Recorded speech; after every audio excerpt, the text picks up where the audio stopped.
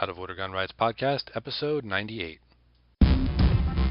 Welcome to the Out of Order Podcast, your window into the firearms community, exploring those shaping the future of our rights and protecting our lifestyle, laws, legal cases, activism, and self-defense in a candid and honest podcast for our brothers and sisters in arms. Here's your host, James Kalita.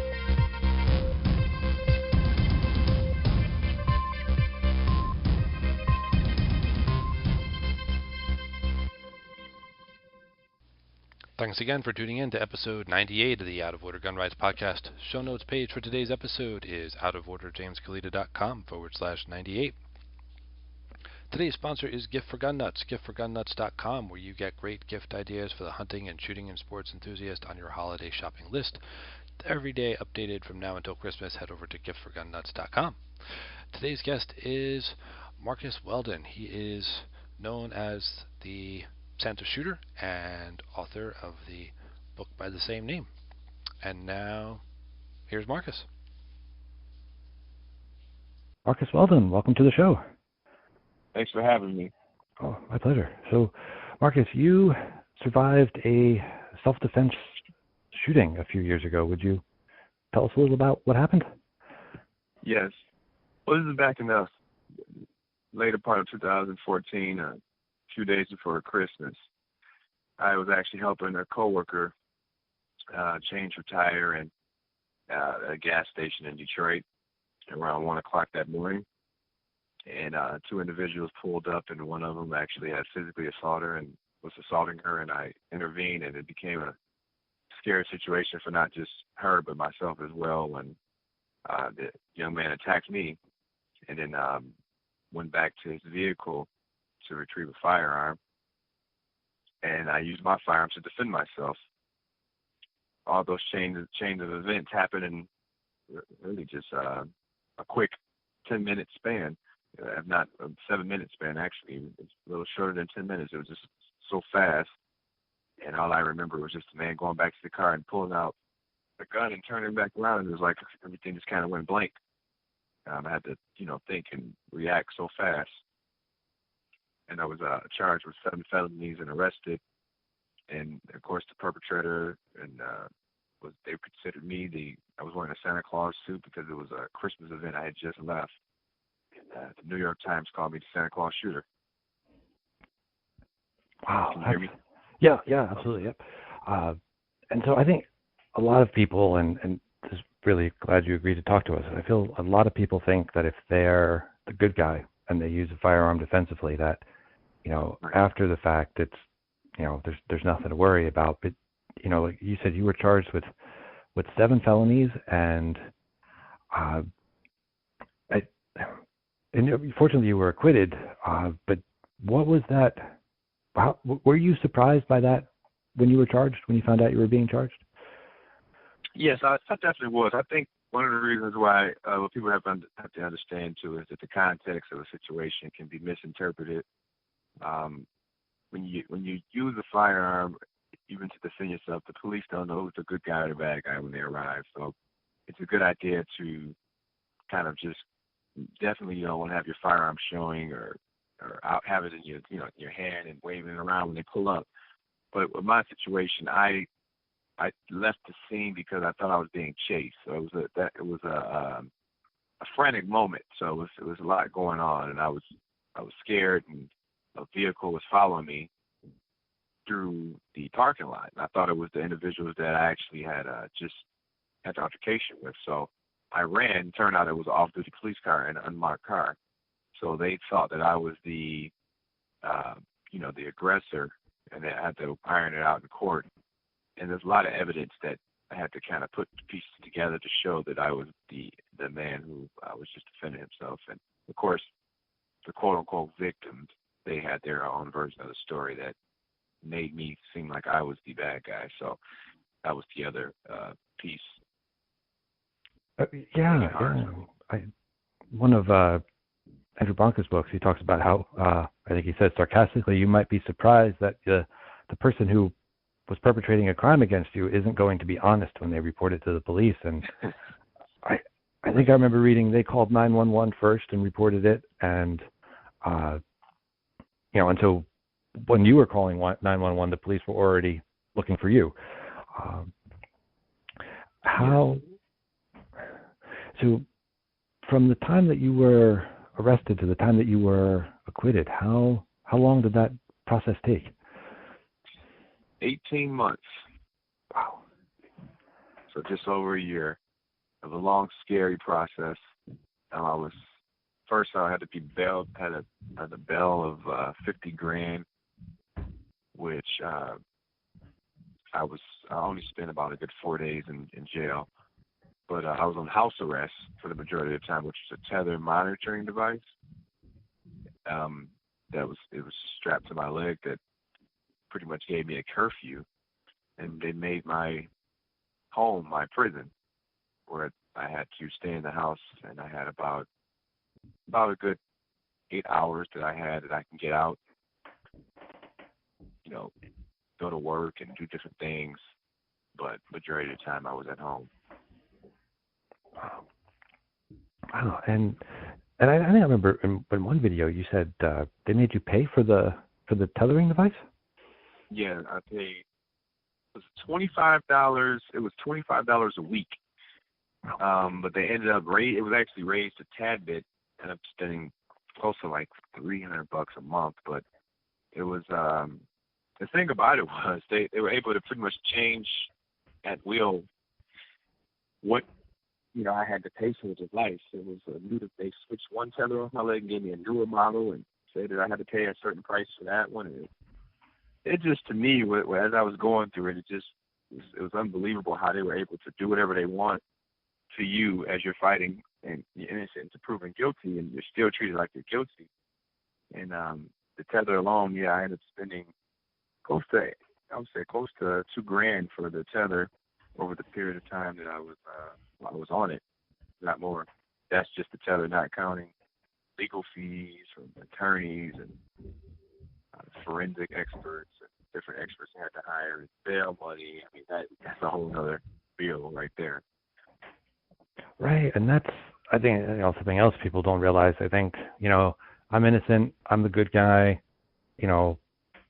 just talk to the prosecutor, they'll see that. But all told, what do you figure you spent on attorneys and witnesses and? Close to $50,000. Close to $50,000 because my bail, I had to pay 10% of the bail money. So the $50,000 of bail was 5%. So that was 10%. So it was $5,000. And my attorney, I gave him in the beginning of the actual trial itself.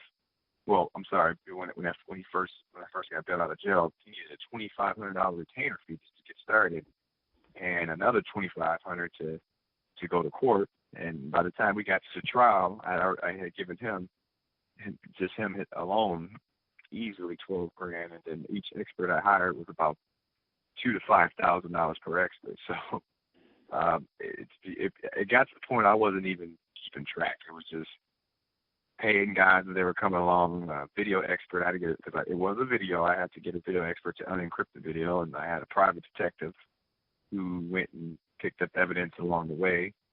And I had a self-defense expert, and as well as a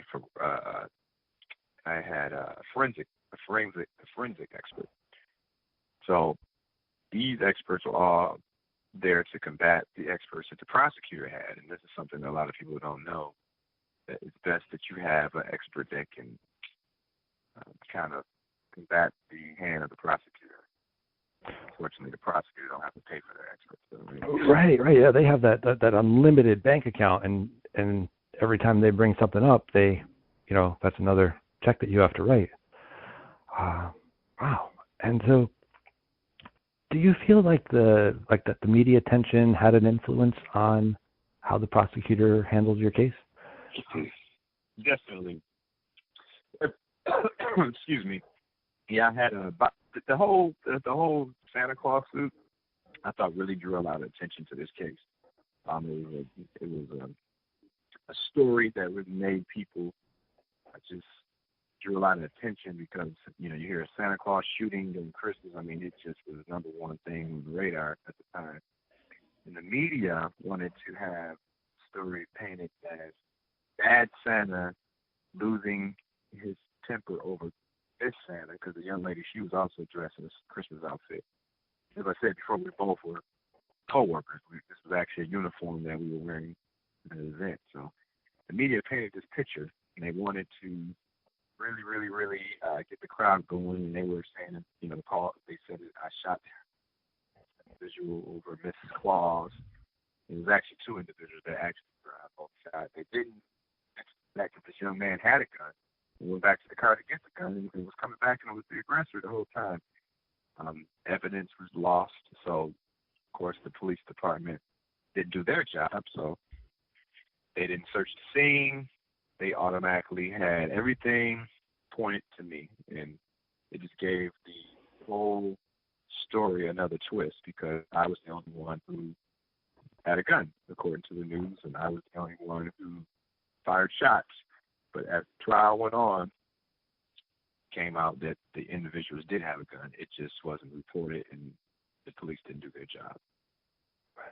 Wow. So were your assailants ever charged, either, at any point, either before or after you were acquitted? No. Actually, one of them left the country. He didn't even come to court. He went to Yemen, overseas. Why he did that, I'm not sure. One could speculate that he didn't do it. Maybe afraid that he was going to be charged. But a lot of unanswered questions even after the case was over. It was one of those things where it was just, the clerk who seen it all, he was a prime witness. He vanished. The driver of the vehicle, he was the only one that showed up, and he was hit in the arm. But the young lady, she showed up, and she was a key witness, but no one got charged. It was just one of them things where his credibility was kind of shot, because once he was on the stand, my attorney was able to prove that he was a liar. But because of his friend, who was the aggressor, wasn't there to be cross-examined, it was just what his testimony just never made it to the court case. Wow. Yeah, and it's really a whole, I guess, living through it is, most of us, our experience with court is what we see on TV, and everything's always wrapped up so nicely. But it sounds like living through it, like you said, a lot of unanswered questions. Yes, a lot of unanswered questions, and I learned the system the hard way. I had to pretty much, I didn't have any prior training as far as or any understanding of what to do after, or what to expect after a self-defense shooting, other than what I was told in my class, that I had my CPL or I had my carrying permit. So, this was, working with an attorney, I tell everyone, make sure you do your own research. Make sure that you're reading and learning of other cases that you compare yours to, and be your own detective, be your own attorney. No one can defend you like you. Now, of course, it's, you want your attorney to be a mouthpiece, but you have got to make them work as well. They work for you. You don't work for them.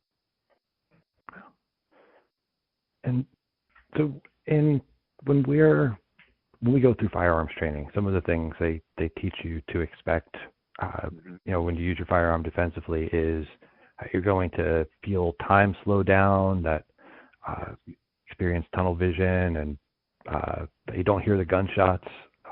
Did you experience any of those?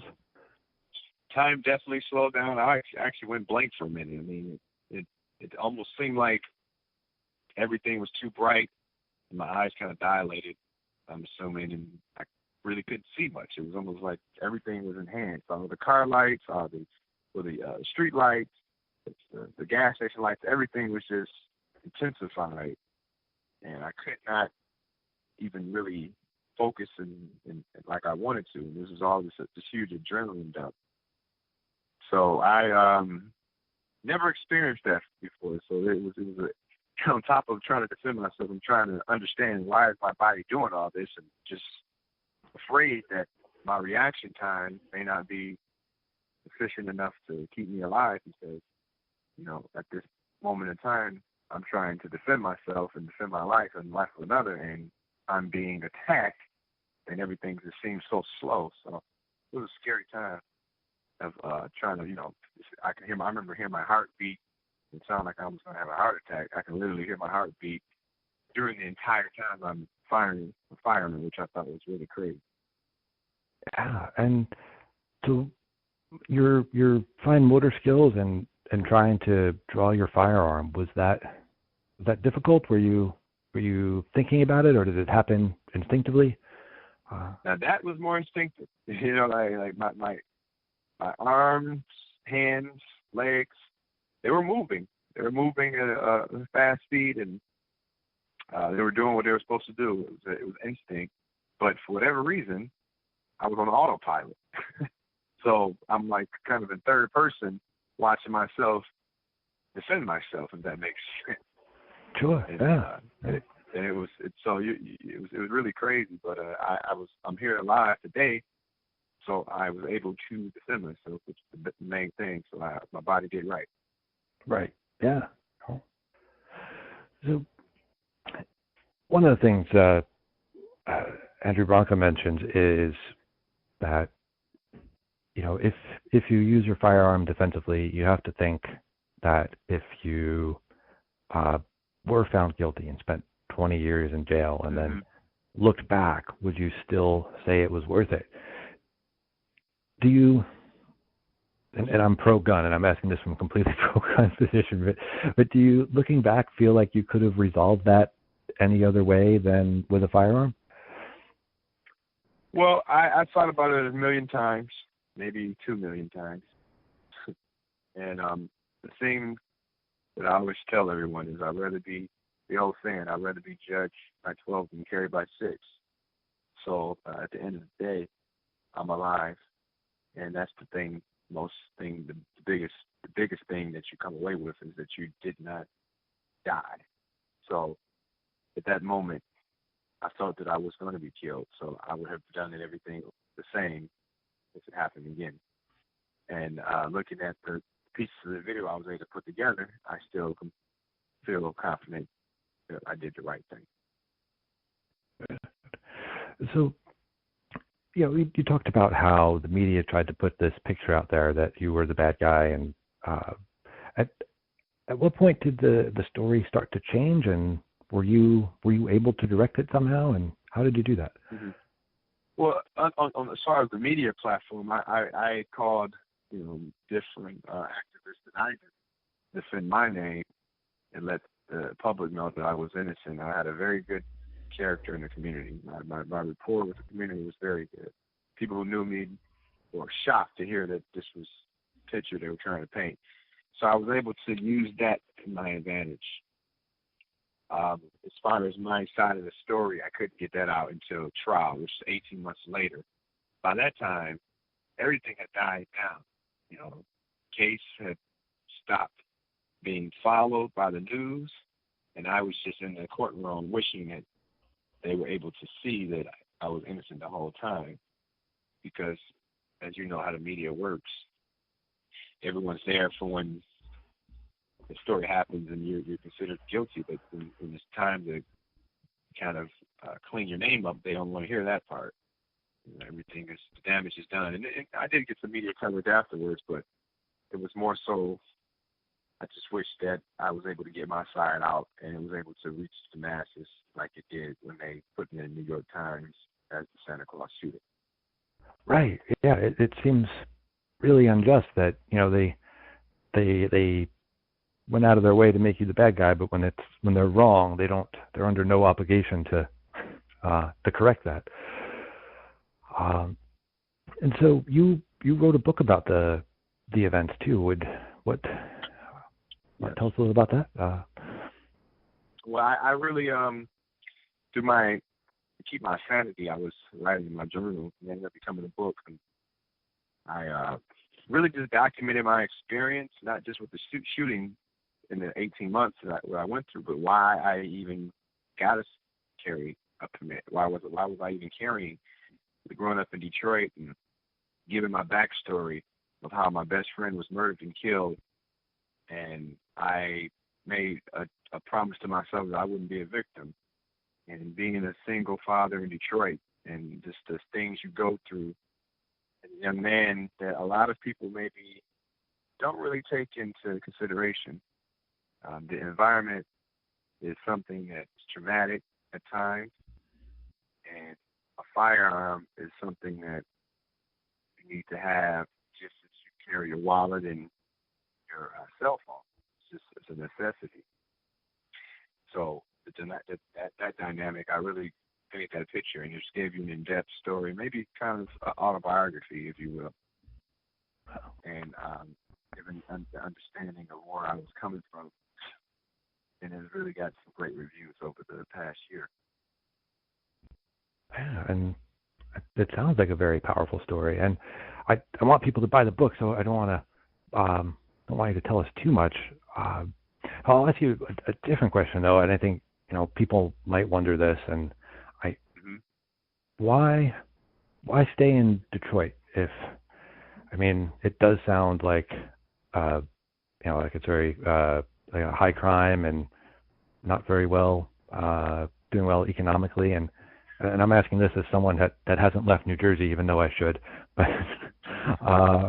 why stay in Detroit, and why not try and find some nice peaceful place? Yeah, it's funny you asked me that, because I've been, having a lot of unfinished business and family. It's tough to uproot. One thing I actually have entertained the thought of leaving, and I've actually been applying for multiple job opportunities outside of the state. Houston was one of my cities I was looking to maybe move to. So I've been rallying up and putting my ducks in a row and getting my family ready for this move.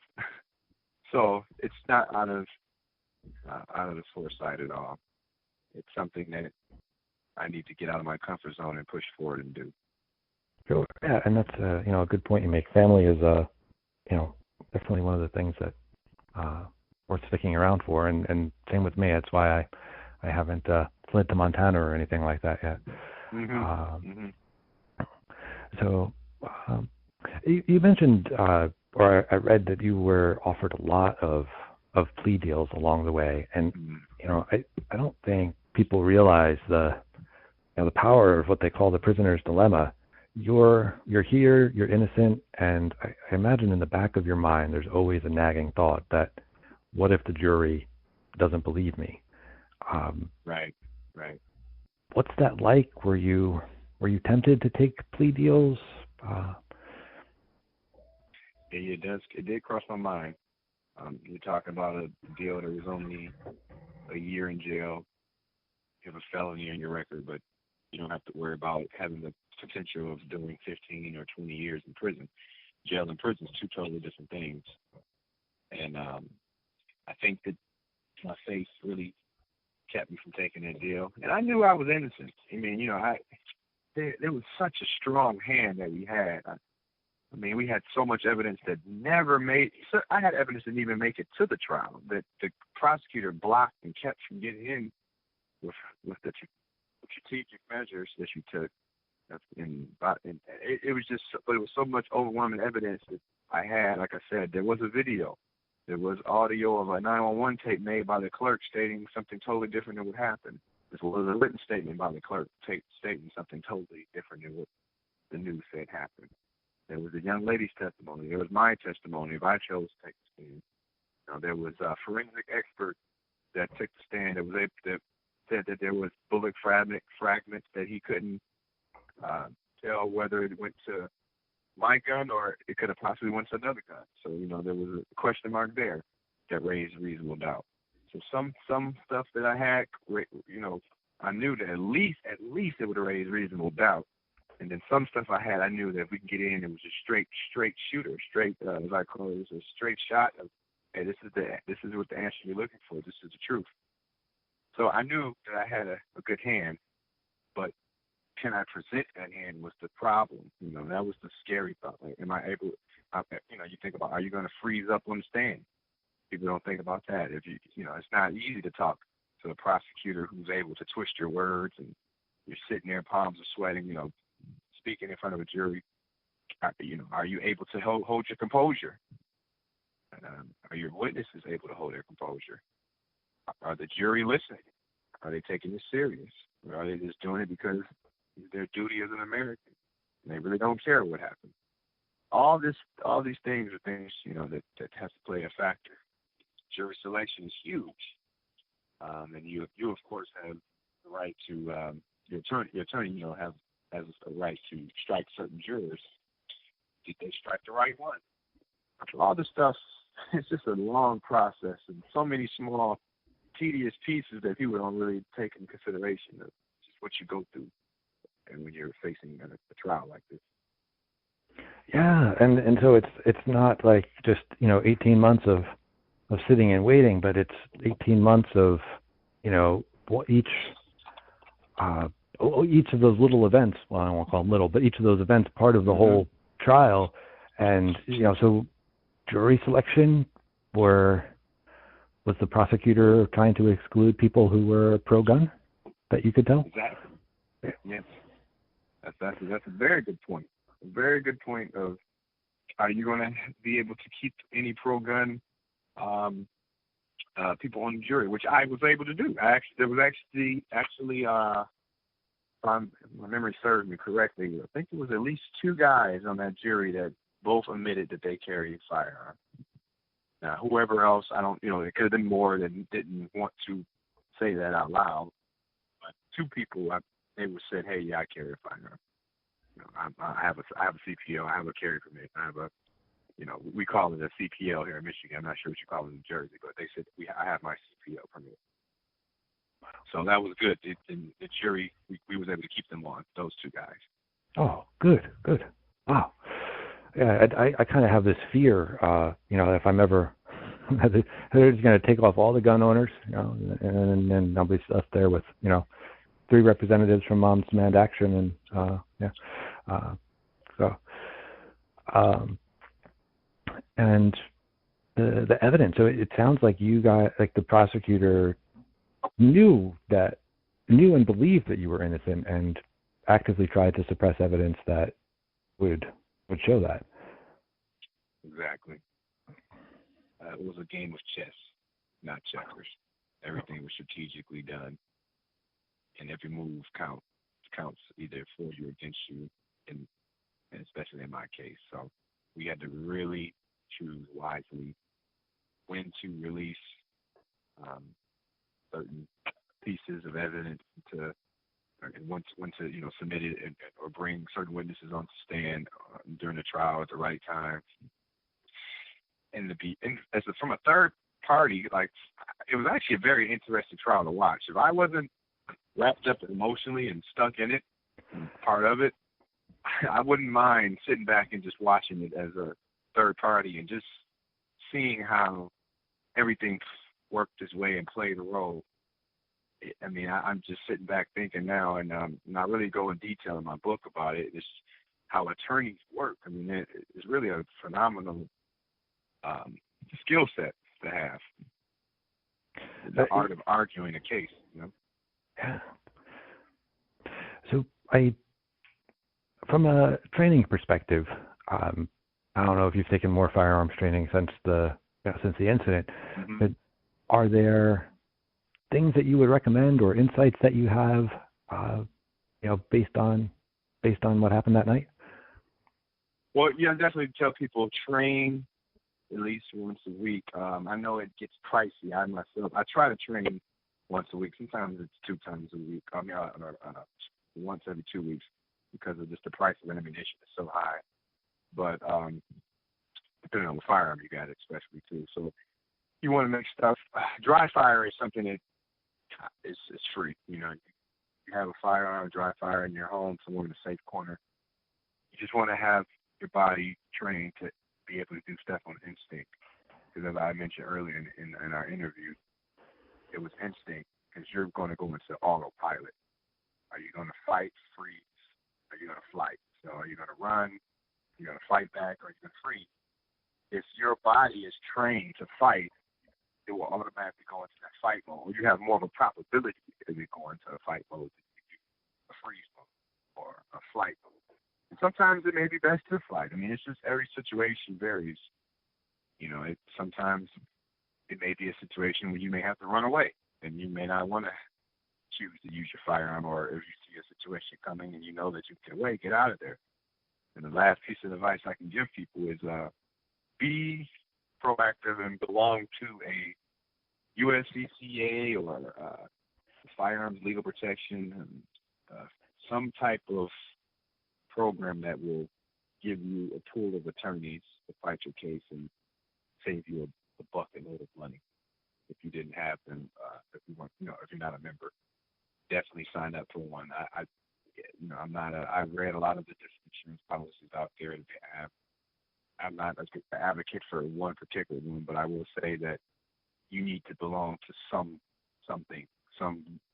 gun group that is going to fight for you. Great. Thank you. Excellent advice. I always ask my guests if there are books that they recommend. Obviously, your book, but any other firearms or political or training books that you recommend? Well, I read a lot of John Lott's books. War on Guns, the one that I've recently have an autographed copy that I got a chance to meet John Lott.